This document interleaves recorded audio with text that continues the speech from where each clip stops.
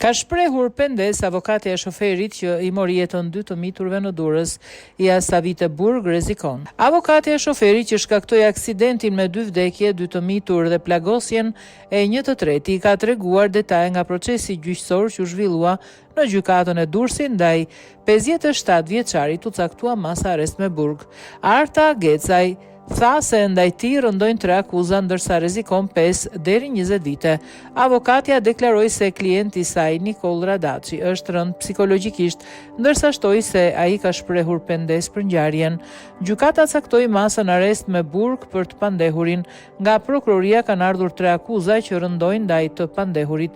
Ai nuk ka folur para gjykatës, nuk ka dhënë asnjë shpjegim. Unë jam caktuar nga shteti për të realizuar mbrojtjen. Ai akuzohet për shkelje të rregullave të qarkullimit, për drejtim të mjetit në gjendje të dehur dhe për shkaktim të vdekjeve.